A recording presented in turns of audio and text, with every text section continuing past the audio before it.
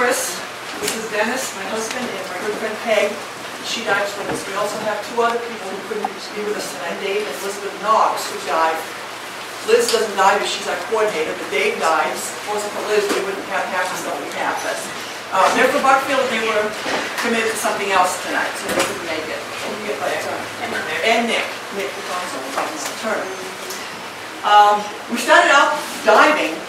This will be our 6th summer, just for kicks. 2 of us decided to dive, the other 2 decided to dive. We got together knowing each other dove, and we're on the fire department in different towns, so we heard about each other and why don't we join and do the class together and have fun together, and so we've been doing it ever since. We've gone to Norway Lake, Lake Thompson, Leaps of Mount Telmy, Hobbs Pond, North Pond, Keys Lake, we went to Rhode Island. We don't go to Florida. Keys These are snakes. Are they in the pond? Well, they were in the pond. They were actually on the side, but walking toward the pond, you just get a little nervous because they're laying everywhere, you know. So, I'm a weeder. I don't like snakes. I think on most of our treasure hunts, Norway Lake has been the most fascinating because, number one, it's where I live, and there were some of the unique things we found there. And when Susan asked us to possibly be interested in doing tonight, I thought, well, good, because there's a lot of stuff down there.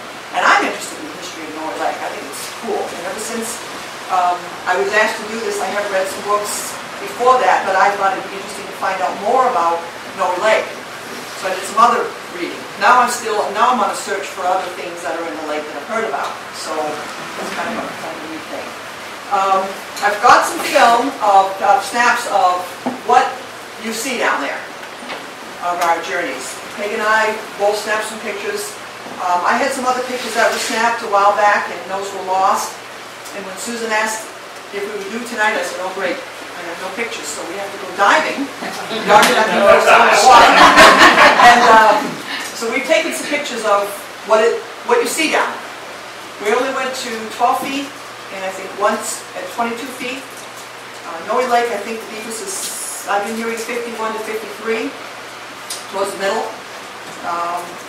We've been all over that lake, between going out toward the big rocks, toward the marsh at the other end, Dow's Island,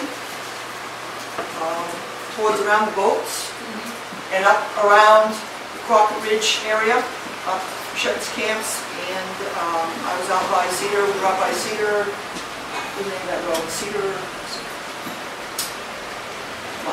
Cedarbrook Road and Chickadee Way. We were out there on Saturday. It's kind of neat. We found a lot of bottles, and sometimes you see the same bottles, and now I think we're getting so used to seeing a lot of the same bottles, so as soon as we're down there, we pick one up, and, oh, got that one, so I put it down. Usually when we're going along the bottom, you'll see a bottle, and you can kind of tell by looking at it, well, okay, yep, I probably got that one, so then we stick it in the dirt, and we know we've been there. So when we come by there again, we go, there's a bottle upside down, okay, we've been there before, so, and that works well. Some of these interesting bottles, I don't know where we found these in the lake, but some of you might recognize it, but we don't clean them up, pretty grungy. Some other neat bottles that are kind of, this one actually has, it was just informed tonight, so I got water inside, so I wouldn't tip it too easy, but it's got golden wedding on it, and I don't know where that would be from, but it was from the lake. It's kind of neat. We've got hundreds of bottles at home. We were trying to remember which ones are from Norway Lake. This one here is, it says Druggist H. Shirtleff from South Paris, Maine. So someone may recognize that name. And we found that on Saturday. Actually, yes, that was Dennis found that one Saturday. We found a lot of other unique stuff, a lot of lures. If you notice, some lures here. I found this on Saturday with Nick's help. It's kind of just, this is what you find down there sometimes. And you know, someone else has been there and they're probably kicking their butt because they're thinking, oh darn, I've lost my mask. But I've lost a mask before. It cost me a lot of money. But, and a fin. I lost a fin on Saturday. Followed the anchor down. Thought I'd just go down to the bottom, and I knew it was deep. Figured I'd take a couple pictures at 20 feet. It would be to show you folks what 20 feet looks like, and you'll see it on my slide. Get down to the bottom, and couldn't see anything. Took a picture of nothing, basically, and when I went to come up, my fin got caught under a rock, and I kind of shifted around a little bit, and when I lifted my feet up, the fin was gone. So I'm in there going, oh great. So I reached down, the silt was flying, and I never found my fin. So I came back out, my fin's gone. My husband tried to find it by going back later, but it's gone. And it's yellow. It's gone. So someday you may see a yellow fin floating along. A friend of ours, Dave, who died from this, lost a fin 2 years ago, diving in almost the exact same spot. He was taking his fin off to get on the boat, to throw it up on the boat, it fell out of his hands, went in the water, and they don't float. So, but it was a yellow one. I thought, well, now we prepare yellow fins. Same foot? I don't know. You can put them on either one. There's no right and left. So, we did bring some equipment tonight, speaking of equipment, showing the difference in stuff. The bottle here in yellow is from the 1970s, and that belonged to Winnie Maugh, who's amongst us here. We went up and got that bottle, and shows you the difference between what they used to use and what they use today. In the BC on the left, the blue BC is Dennis's. And this is the difference where it's come from having buoyancy control. I'm sorry. They come in all different types. If you're a diver, you'll know exactly what you're looking at. It fills with air. You pump air in from your bottle. Sure, look it up. Dennis is a diver too. Fills with air and reaches the surface, and then you push a button and then it makes you sink. And that'll save your life. How much does it weigh? 1.7 pounds maybe.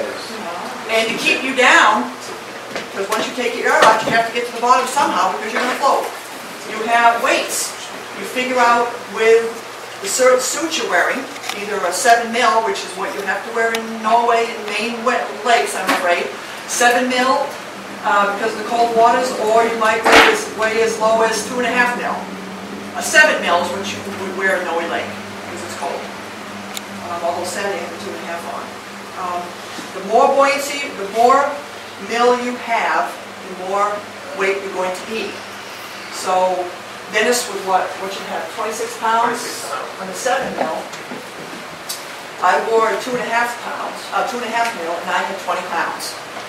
If you're in an ocean water with the salt, you're going to have more weight to bring you down. You've got the salt particles. So it's all things you learn. And I guarantee you that tonight, a couple of you will take the sport up. I know you will. Because that's the way I took it up. I heard someone talk about it, and I got so interested, I said, I'm taking a class. And I can be doing this when I'm 80, 90 years old, because it's not it doesn't have to be a very physical thing. Anybody can do it. Although I do it exhausted. Yeah, we won't be doing 2 dives today. No, I did 3 dives on Saturday. I was just totally white. And I'm not getting any younger, so. But the hardest work I think there is to diving is getting it all to where you're going, carrying it to the shore, the weight, the bottles. That's the work. But once you're in the water, it's the most glorious feeling because you're down the bottom and what you see, especially in the ocean when it's clear up, is really amazing. You're in such awe that you can't open your mouth in awe because you're ready.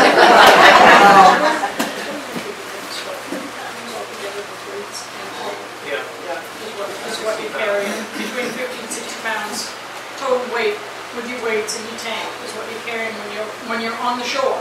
Right. And that's a lot of weight to be carrying, going up and down ladders and whatnot. But once you're in the water, you're weightless. It's pretty much weightless. Yes, like Chris said, it's a great feeling. It's a great feeling. It really is a great feeling. And when we take the boat out to dive, especially Norway Lake,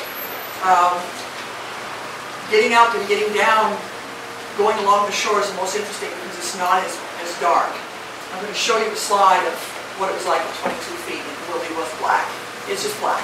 And I was told by another gentleman this morning that he used to dive when he was younger, and he said it wasn't that black years ago. And I don't know what caused it, but over the years the silt has built up. We're trying to find a hay wagon that went off into the water years ago. Someone told me. So we're in search of that. If anybody has any information, I'd love to hear about it. There was a road called the Woodman Road that came from Crocker Ridge into the water. And there was a hay wagon up there. If anybody knows anything about that area, of the road that might be there, I'd love to hear about it. People are still searching. We went out to diving Saturday hoping to find a road. And we think we might have found the wagon, but there's so much debris down there, it's hard to know what's a log and what might have been some lumber. You know what I mean? So it's kind of cool. But let me show you the slides. Unless anybody has any questions, I'll go on the slides and How do things remain in fresh or brackish water versus being in salt water? Do they deteriorate as quickly or no? I think deterioration is going to happen anyways. Your salt water, like what we've seen, the vegetation grows because of the salt in what we've seen and the light that you're getting down there. Like places like Norway Lake and the darker lakes, you're not going to get as much vegetation because the sun's not hitting it. It's black down there. Go down to 20 feet, it's black. I mean, I've known that. Put your arm right in the silt. I've got silt up to here. I love to reach in and go underneath the silt because you never know what you might find. But in the ocean, like the islands, the vegetation is so beautiful. It's all caused from the light and the salt. That's all I can do. It's just so beautiful. Thanks. Chris, what do you take when you go down? You have like a mesh bag or something that you carry so when you find stuff, you have something to put it in? Is that what you do? You can buy them. They're kind of gummy and uncomfortable because they hang and you get caught on things. You have enough to worry about this bag being caught. I tend to tuck stuff in my belt because you have a Velcro belt. I tend to tuck bottles in there, golf balls, which we found probably hundreds. I stick them in my pockets, or you just put it in your hand. The bag is neat, but once you get it full with stuff, you're Weighted down? weighted down. So you're hauling it across the bottom and getting it caught and stuff, so that's a problem. Oh, well, if Peg happens to carry her bag and I forgot mine, I'll take it, I'll look at her and I'll give it to her and she'll put it in her bag and she'll give me something. But then once we've got so full of stuff, we end up going up. Yeah. Unless it's filled with balloons and then you don't mind. Yeah, that's right. Have you dated any of those bottles? Like, Yes. what was the oldest one that you Dated them? Well, this one here we didn't find in Norway Lake. We actually found it at Camp Fernwood, down at the girls' camp on Thompson Lake. And this is a marble bottle, which is actually around 1920. I went online and the value of it's about $20, but I just thought it was neat. Yeah. I've never seen it. We pass that around if you want. That one. The interesting thing about all these Coke bottles is that each one of the Coke distributors had their own bottling company. And they put their names on the bottom. Well, tonight I was just looking through them. Like this one says Lewiston, Maine. And this one is Augusta. This one is Boston, Mass. Awesome. And then I didn't even realize we had that one. That's from Georgia. Georgetown. No, is it It Georgia? says something town. Right. This one's Portland, Maine. Cedartown. Cedartown. That was it. Cedartown, Georgia. I have no idea where it is, but most of these we found right in Norway Lake, because I think the lake store, they used to dip this over and then chuck them out. Honestly, I'm really not sure what they are, but they could be like a neat bottle. Hank found this one. Do you know what kind of lake you found there? I can't remember. I don't know. We don't have so many places. But it must have a stopper in it because there's no screw cap. And it's got a, I don't know, This is our most prized. That's our most prized. Okay. This was found, Nick, we mentioned Nick before, I want to talk the football. Yeah. Nick, who dove, he's a commercial diver from years ago. He's been diving for 40 years. He's got so much knowledge and education on diving. We were going along from White's Marina and swimming across to the swim area. And all of a sudden, he was right next to me. It was like we went down, what, 20 feet. 20 feet. And this is all that was showing, was just this bottom. Well, he just thought it was a log. So he kind of reached down and just fooled around with it. And this showed, and then this showed, and then all of a sudden you've got yourself a job. So we brought it up. And we've had it for like, what, 3 years? Yeah.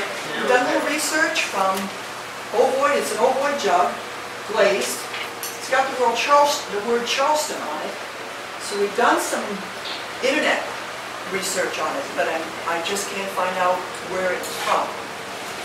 Charleston, I can't find the pictures that exactly show this. We'd like to know what it's worth. If anybody got any ideas other than what we've done, it's got a turned lip, which I'm thinking was the way they used to drink it. I'm just going by what I've been told.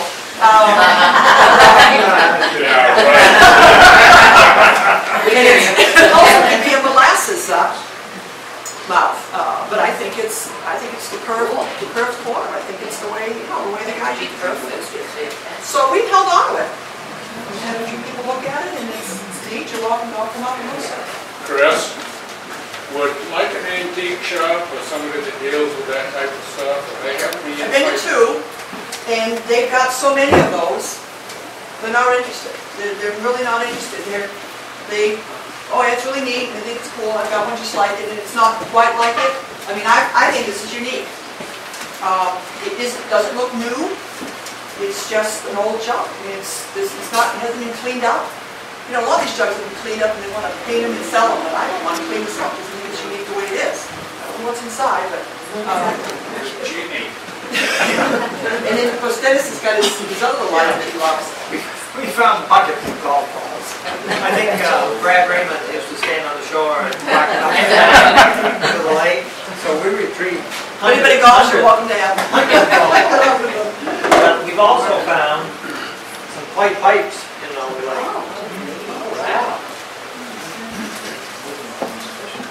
And is this one that says TV on it? Yeah, I think it is. Yeah. So I don't know if the person that owned it with their initials in it when they made it, but there's a TV on this clay pipe. So what we can pass this around and we're going to actually donate this to the Historical Society. This came out of Norway Lake. I'm not sure exactly what location, but we've actually found two of these pipes. So yeah, that's why I like to dive. I'm scavenging. And we find all kinds of stuff. I mean, we find all kinds of lures, fishing equipment, boats. We found outlines of boats. Yeah. Yep. In where is it? Lake Industry. Thompson. Yeah, Lake Thompson. Industries has a boat in it. I found a. I found a volleyball. Yeah. No wonder. I tell you, it was laying right there, big black, and I thought it was just one of these rubber balls that, someone had thrown in. When I lifted it on the water, it was light. I thought, oh, this is kind of cool. When it came out of the water, it's like, oh my! And the funny thing was, when I came out of the water, I walked to the shore with it, and I said, look guys, look what I found. And this woman from the shore started screaming at me, it's my ball! I said, identify it. How do you know it's your ball? But we found out later what she was doing with the ball. She was throwing it at the geese. With the geese. Oh. So I really, Wintertime. and I wouldn't have given it to her, but she had her kids with her, and her kids were yelling, that's that ball. And I said, okay. Then Meg and I found this over on the, I don't know, ball field water or something. Yeah.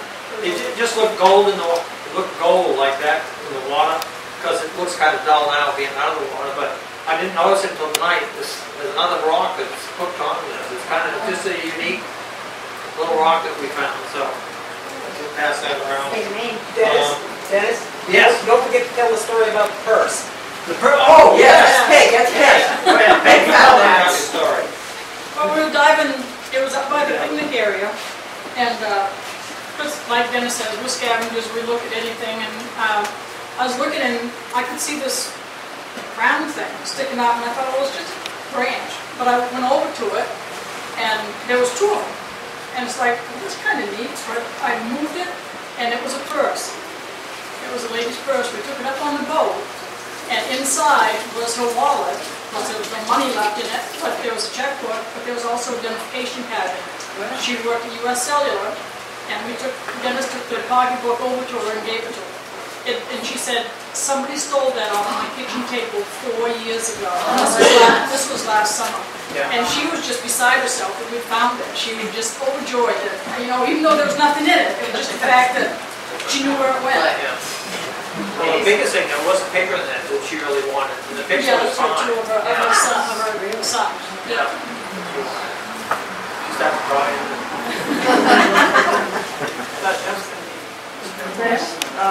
Go ahead. Yes. When are the three of you in the water and you're covering a large area, how do you put out a warning system? Divers in the area? Basically, yeah. No, we have a dive flag. We have that, you're talking about each other or just the other water? How do you tell them? If we feel unsafe with the boat traffic, we have a flag that floats above the water, and one of us has to volunteer to hold the flag, and you can put out lengths of rope, like if you're down at 20 feet or 10 feet. It'll float with you. We have a big flag that we put on the boat anyways, and we have hanging out, but if we go more than 100 feet away from that flag, we're supposed to have another flag. Because all boat traffic is supposed to stay 100 feet away from that flag. Well, it's not all boat traffic. No. That is the law. We've had people pull the flag out, they don't know where it was. We had a guy, we were swimming in Lake Thompson, down at 20 feet, we had another guy over us, and one of those motorized things that pull you through the water, and he was coming right down to us, and he was waving, but he saw the flag, and he was kind of concerned about what was going on. They know it's a dive flag, and I think they know it's a dive flag, but they're curious, because how often do you see this? And this is the dive flag. Oh, okay. Right. This is the dive flag. Actually, I don't know if you see. Oh, yeah. So like that. I was on like a styrofoam ball that floats on top of the water. So it saves us, some, hopefully. Unless I forget to let the line out and then I pull it underneath the line. But as far as signal to each other, I mean, we're supposed to always stay with someone. We always have a buddy. So if something goes wrong, we can help each other out.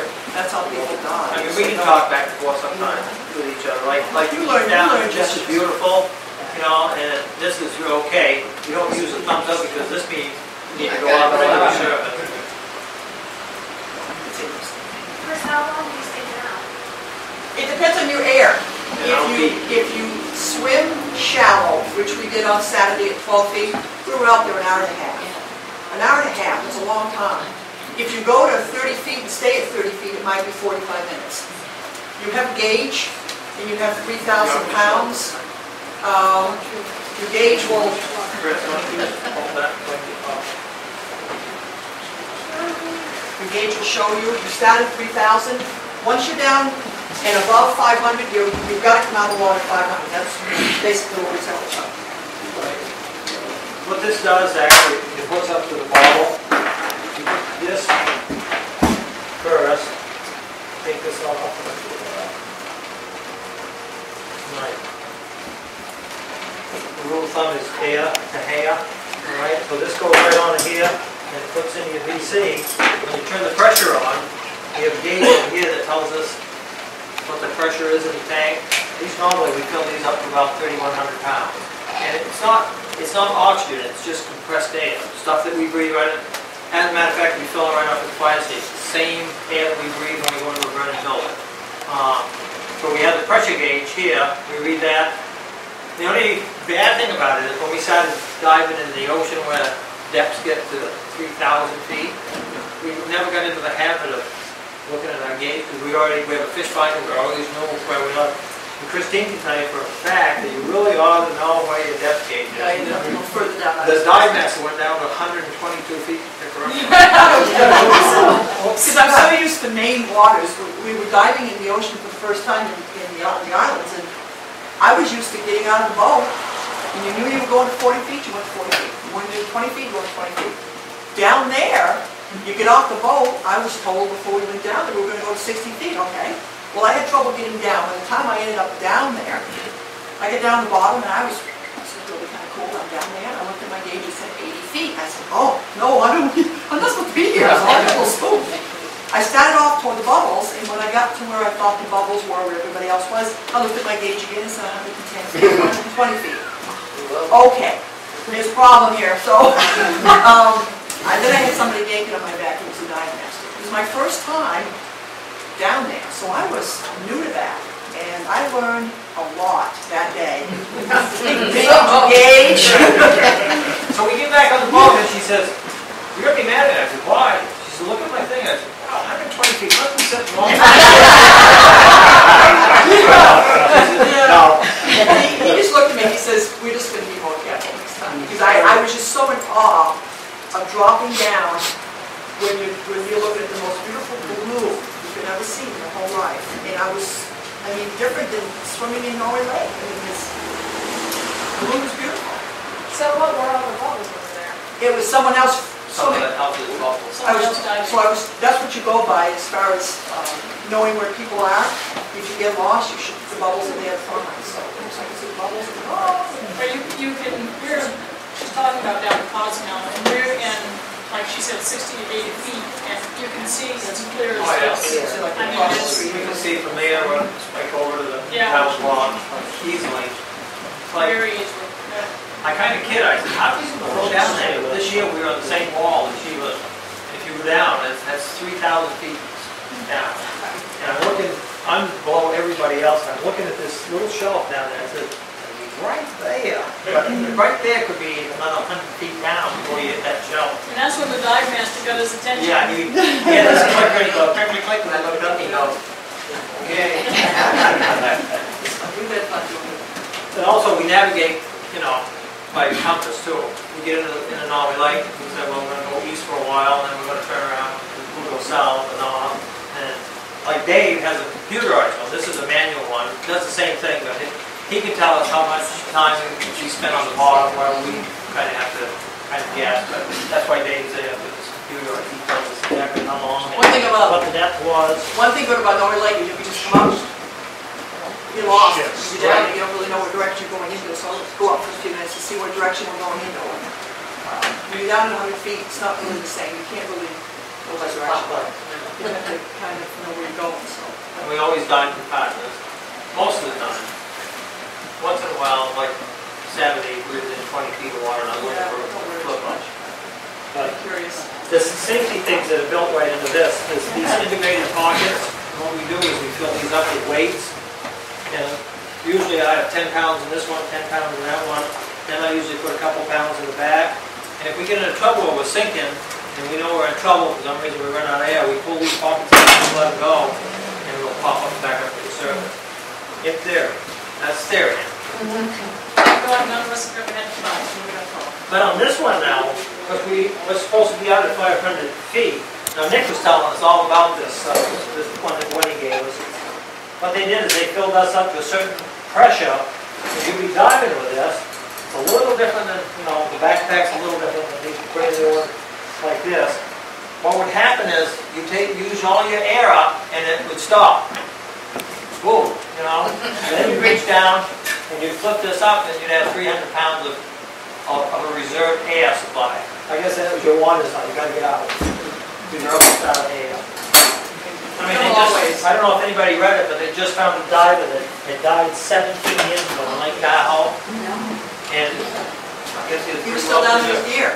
He was, still there with his gear. he was what, 268 feet or something like that? And very well preserved from what I understand. Right, yeah. Down in that cold. I think the water temperature down there is only 35 degrees. Well, even here in Norway Lake, you get to 20 feet, then you start going down. And you don't have to go down very far. I looked at Peg the other day, going, You can see it in the water. I mean, you can see that there's a line of cold. You can just tell that as long as you stay right there, you're fine. But you go down and it's like diving into a bucket of ice once more. Like talking about different mills in suits, like 7 mil is comfortable. I was comfortable at 2.5 mil because I knew I was only going to be at 12 feet. But once you get down below 12 feet, it's like, oh, I'm not going there again. I'll come back up here. When I was on the end of the anchor at 20 feet, I didn't really go into those suits. So. And I think the biggest thrill for me, besides finding stuff, is being able to be an astronaut but under the water. I mean, this weighs a lot until you get under the water. And inevitably, I'll always stop and just become an astronaut. I just float, love it. Your version of the spacewalk? That's right. You see some honking fish? Oh, yeah. Oh, gosh. We were at 65 feet. Fish down, maybe I should say this because there's fish down in the cove down by, I don't know what you call that, where I was this weekend. Of course, things do look bigger on the water, but this fish that I saw was white and green. It wasn't just green. It was a white in it, so I knew it had to be huge. And they'll come right up to you. Oh, They'll yeah. look right in the face. You can get nose to nose with bats. Yeah. They If you follow make you. noise, They bats don't come know right what's up going on. right in your You face. know? And they'll follow you, they'll swim with you. It's amazing.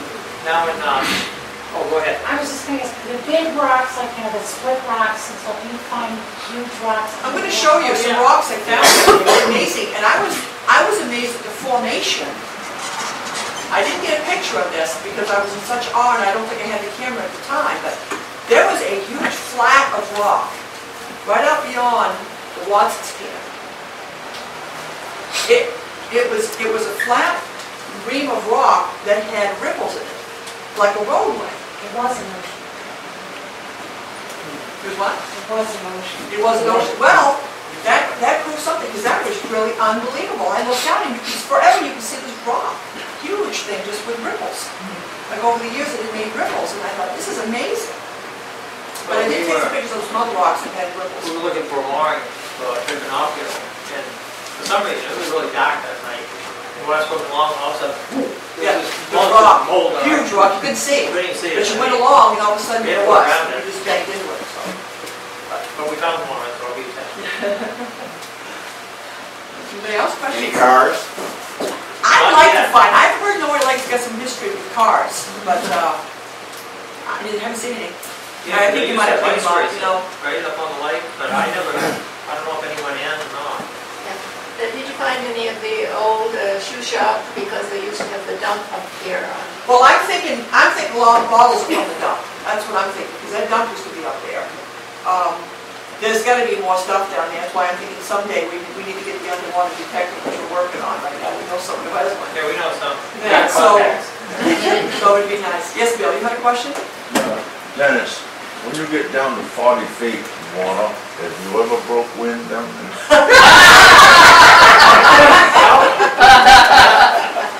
I can't say that I've never peed my pants though. Those are the bubbles at Christmas.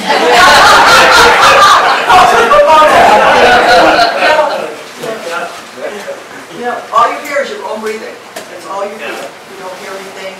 You might hear a boat go overhead. Plus one time I blew it over and I thought, Oh gosh, yeah. I said, is that a boat? He said, no, you're leaking air. So. Any other questions? I'll start the slides up and then maybe you'll have more questions. Adam. Yes, Adam. Question? You're just stretching them. Where did you take your lessons? I went to Wilton. Wilton, Maine. Found a class. I wanted to dive. I've been wanting to dive forever. And Dennis joined me. And then Peg and Dave, I don't know where you did yours. We did ours through Wilton, but we did it actually in West Paris. You We joined did up. our class up to the Molly Alkett. Because the owner of Molly Alkett actually took the class for us. Right. Although I don't He think died. he's done it. It takes 2 good weekends of classwork and then in a pool, and then 5 open water dives, and you could be certified. Have you ever had to use it like in rescuing anybody whose car is dying? No, they wanted us to hook onto a car one time. I don't know. It was in like February. Dennis said, "No, you." I'm game. I go anyways. I said, I'm going anyways. But he's like, no. It'll be a soup thick enough. Eventually, I think it would be interesting to get more, because we're very still very new. 6 years is nothing. Get more experience, try more things. I'd like to go and do a little search and rescue, not for people, but for things. I don't think I want to actually come across people that have died. That's kind of another world. But finding things for people would be kind of interesting. We've been asked to find stuff, but we've never found anything yet. We were asked to find the motor, never found it in Keys Lake. We were asked to find a glass case. It wasn't Keys Lake, it was 5 pieces. 5 pieces. Which at 2 feet is totally black. Just so you know. We, tell you a cute story. We went to a man-made pond. Peg and I were the only ones that volunteered to do this, and the water was very yellow. But this guy had dropped his glass case in the water. He leaned his glasses in the water, and he wanted to find them. And we're thinking, he's cake. But unfortunately, after he dropped them, he had taken a rake and he had hoed it. And what he'd done is he had basically pushed him further in. Well, Peg and I, here we are, is on Let me shore finish watching. the story. No, let me finish. I'm standing on shore with this guy, and I said, well, there's my wife, and there's Peg, and the bubbles are starting to get closer. Because they can't see. It's yellow. You can't see even in here in your face. Total darkness. And I said, watch this. And they're coming closer and closer together. And all of a sudden the bubbles are together. My wife pops up. She says, what the heck was that? She grabbed away. And I thought I'd come against, I didn't know, I have a clue what this was. It touched your leg, and I thought I had found something. And I was like, oh, what? We never found the glass case. And I had to come up because I was laughing so hard. She was laughing. She knew what it was. And then also, Chris and I were right behind the marina, at Snow's Marina, and we found this box down there. She looked at me and I looked at her and I... Looked like a huge, like, as big as this table. it looked like that. We opened it up, and I think what it was, remember when the barge was up there and went submerged into, I think that box might have fallen off and that barge tipped over. But as I was opening it, I was looking at him. Yeah, He went like at 20 feet of water. I was looking at him, he was looking at me, and I'm thinking to myself, why are we opening this? What's going to this box? What are we doing here? We lifted up and the rope flew out and it broke and broke. But, well, let me get on the slides. I apologize, they're not as clear as they should be, but it's not very clear down there. You have lighting equipment that you take down with you? Click it, Chris. Click it, yeah. Oh, Alright, and then we do have hand planes. just this one, click that, it's not really off. Okay, all right. That's we have pictures of the eagle's nest. Everybody seen it on Norway Lake? Eagle's nest right out the other end? Yeah. There's two babies in there. Oh, there was. I'm sure Look, they're gone. let me go back. Yeah, that's the first picture. There's got to be another picture of that. Yeah, this is the eagle's nest. Is another picture? Oh, I guess that's it. The eagle's nest. That's kind of cool though. You go down there and you look. See the big black thing in the middle? Point to it. They're right up there.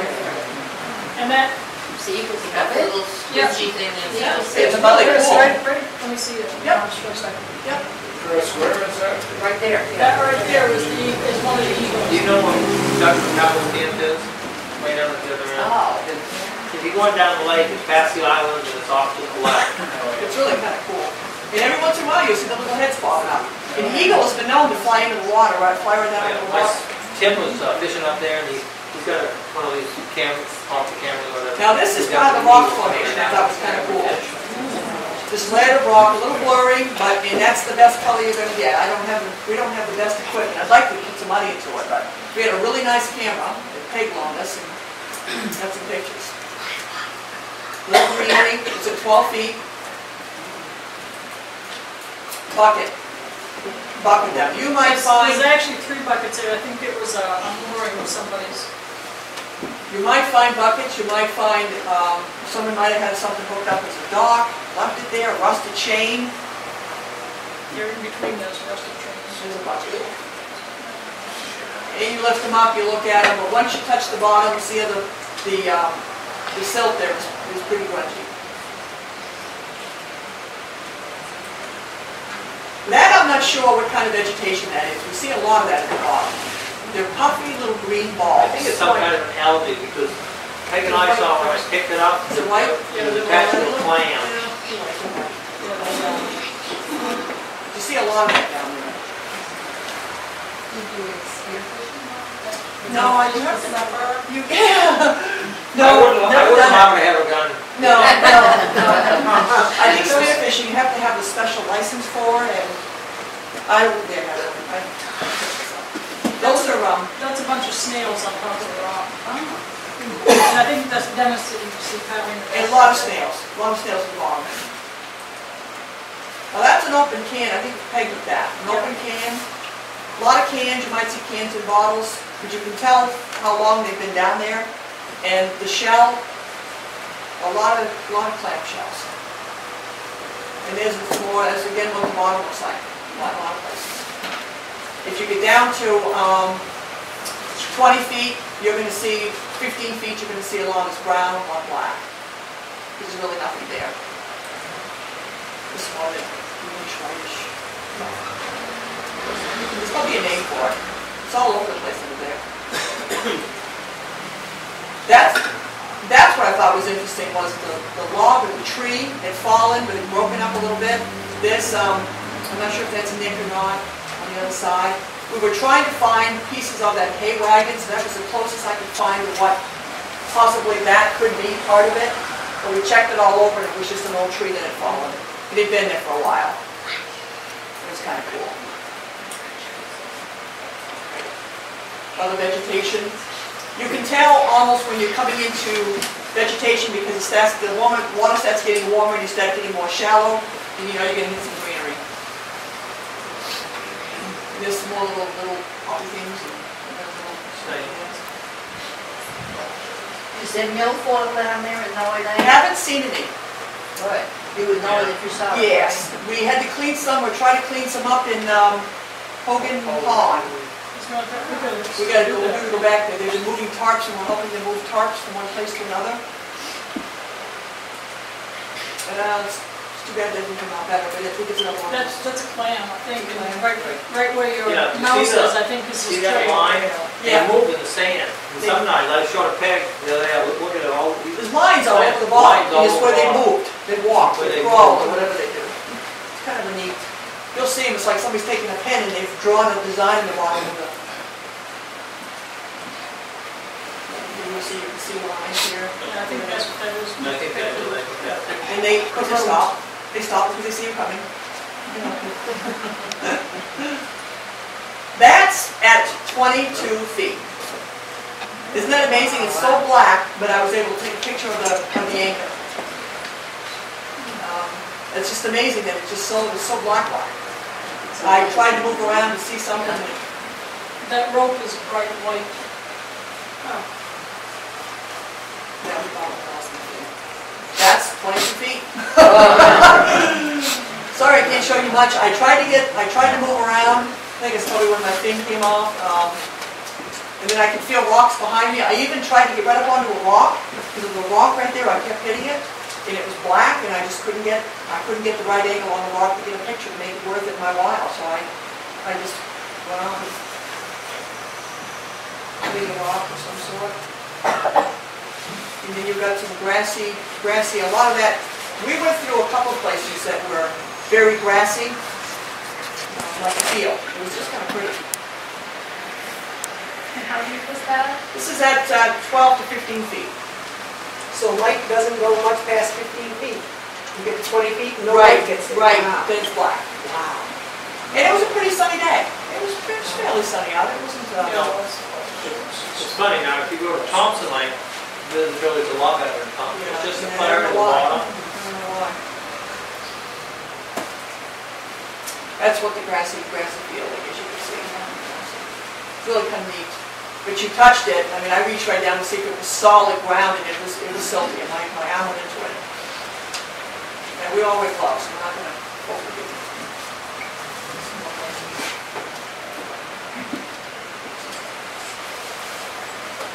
Yeah, that's what you might see. There's an anchor. It was tied to nothing. It was just hanging, floating in midair. Somebody had lost it.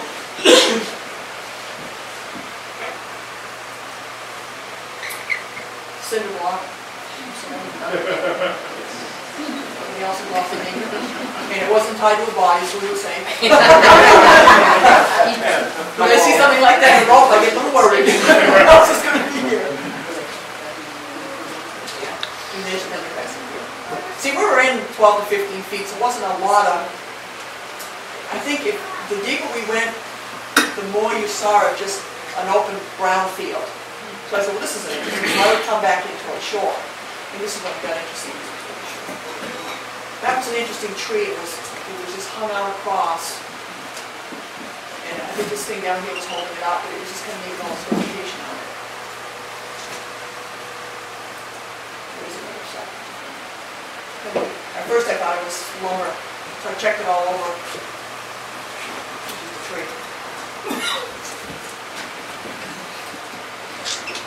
Another green box.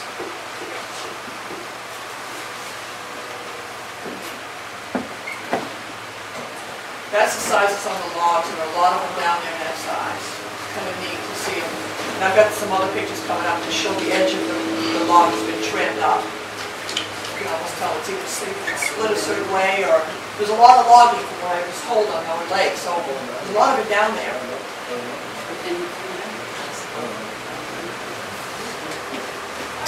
Nick thought this was interesting, and I don't know what it is, but it was kind of interesting. Look like feathers, actually. Yeah.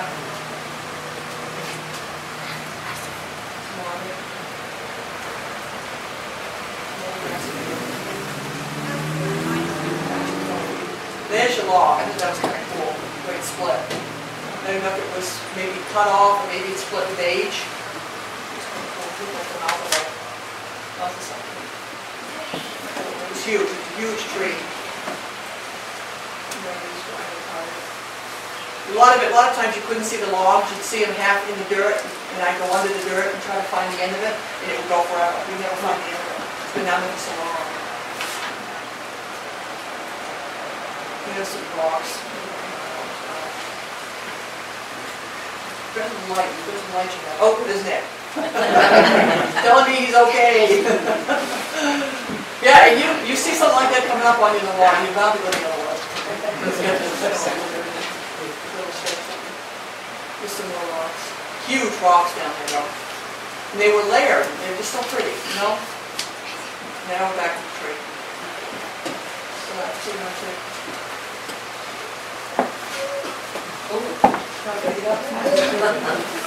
Chris, have you done any diving up on that Phoebe Russell's house?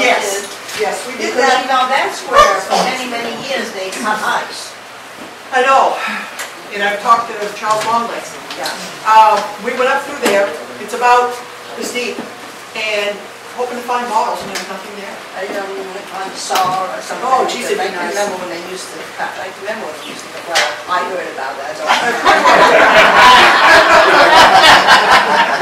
I've heard stories about the bandbox. I've heard stories. If you swim in front of Phoebe's house, it's very shallow, probably 10 feet. Then you go out toward where the boats come, and it drops to 30 feet.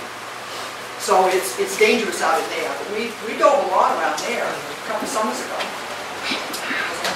I was hoping for the house really wanted to go and some stuff. Here's an interesting story for you, Dennis. I was talking to a customer that I was working for, and he said, you need to go out in the Norway Lake, right next to where the lake store was, because in 1943, when they had the steel cents, people would come out of the store and they'd mine them across into the lake because they didn't like the steel cents. They didn't want to paint out of copper. So who knows? I mean, after all these years, I don't know. It might be there. For you, this is Dennis, and Dennis is on our program for September 24th, and he does metal detecting. So they've had a lot of interesting finds in the dirt, like Chris and Dennis and their friends have had in the water. So mark that on your calendars for September 24th, and Dennis and Greg and Eric are going to share with us their finds.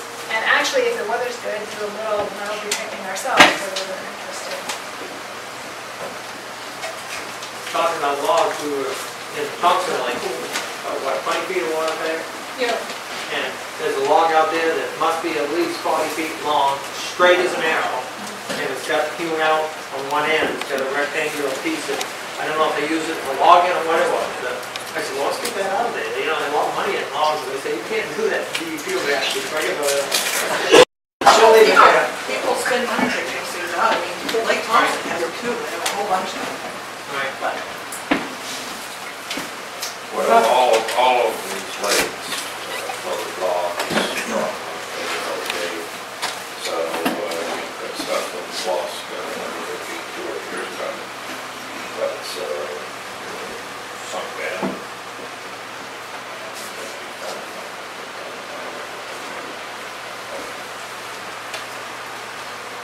yes, Yeah, is there any kind of light you can bring down with you? I try to light. Yeah. I shined a light at the bottom of the anchor when I lost my fin. Oh. And I shined a light on that rope, and this didn't do it. Like trying to drive in the fog? Yeah, it just was nothing to hit. I go like this, and I went down on my feet, and there was just nothing there. And maybe it's not powerful enough. Maybe I need something more powerful. And our cameras aren't real expensive. expensive. We were down to, actually, on Commercial Street talking to a gentleman down there. And if, you know, if we wanted to spend $500–600, we can get a camera that You can really get some. take. I mean, And it's all in the lighting fixture. If you get them with the lights that are off, the bulbs, you get some, and they'll show you colors. This actually is a very nice camera. It's a little digital in case. You got it, you're down there, it's real light to carry. I can get like put on there, you haven't used it. And it's something to think about. Once in a while, I'd like something new to get. And another interesting thing that we've seen is we go industry quite a few times, and there's every year that we go, there's been a bass swimming with an eel, and every year the eel can get bigger. Like a steak all the time to me, but I think we didn't go this year yet. I've heard there's eels in Norway Lake, and I've been told yeah. they're catching them, so people see them and catching them. I don't get to see them.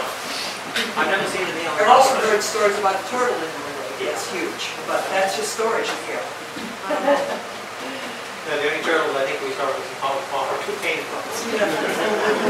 Isabel. I've never seen a picture of it for years, but just beyond the Crockett Ridge Road, there's a little white house on the edge of Norway Lake. There used to be a huge building there. They used to cut ice in the lake and put it in that building. The ice house, yeah. And then I've seen some old pictures of it. Charles was showing me. they would deliver it all over Norway, the ice. Ripley's. Right. It's interesting. Yeah. Any other questions? Thoughts? I'm just curious, because I know that trees, when they fall and they're in the water for a long time, if they can be used and they're strong. Has anyone ever thought of rescuing some of these huge logs? I know I that think it's expensive to do it. That's why people don't do it. It's down. And you have to have permits. The permits and the equipment. Okay.